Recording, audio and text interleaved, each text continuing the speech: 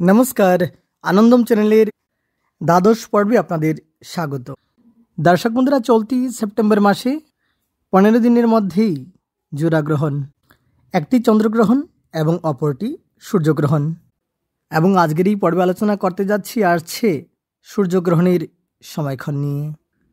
দর্শক বন্ধুরা, বাংলা পঞ্জিকা অনুসারে 4 আশ্বিন 1432, 21 সেপ্টেম্বর 2025 ইংরাজি রবিবার, আশ্বিন মাসের কৃষ্ণপক্ষের অমাবস্যা তিথি এবং সেদিনই ঘটতে চলেছে এই মহাজাগতিক ঘটনা, আংশিক গ্রাস বা খণ্ডগ্রাস সূর্যগ্রহণ, যা বাংলা বছরের দ্বিতীয় গ্রহণ।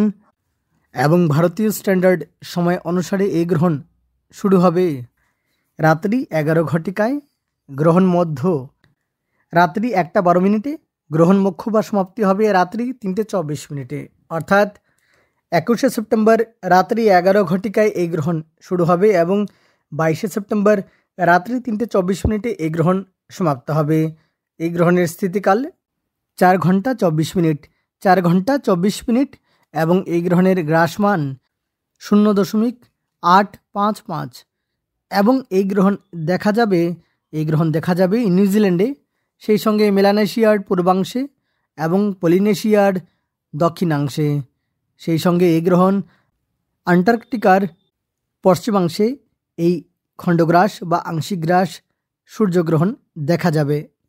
তবে এই আংশিক গ্রাস বা খণ্ডগ্রাস সূর্যগ্রহণ ভারতে দেখা যাবে না। এই গ্রহণ ভারতে অদৃশ্য এবং অদৃশ্য গ্রহণে পাকপাত্র পরিত্যাগ করার বিধিনিষেধ নেই। তবে যে সমস্ত অঞ্চলে এই গ্রহণ দেখা যাবে বা দৃশ্য হবে, সেই সব অঞ্চলে পাকপাত্র পরিত্যাগ করা বিধেয়। সাধারণত সূর্যগ্রহণ শুরু হওয়ার 12 ঘন্টা আগ থেকেই শুরু হয়ে যায় সূতককাল এবং চন্দ্রগ্রহণ শুরু হওয়ার 9 ঘন্টা আগ থেকেই আরম্ভ হয়ে যায় সূতককাল। কিন্তু এই আংশিক গ্রাস বা খণ্ডগ্রাস সূর্যগ্রহণ ভারতবর্ষে অদৃশ্য এবং অদৃশ্য গ্রহণে বিধিনিয়ম প্রযোজ্য হয় না। তাহলে আজকের জন্য এ পর্যন্তই। ধন্যবাদ ভিডিওটি শেষ পর্যন্ত দেখার জন্য আপনাদের সকলকে। আবারও অনেক অনেক ধন্যবাদ।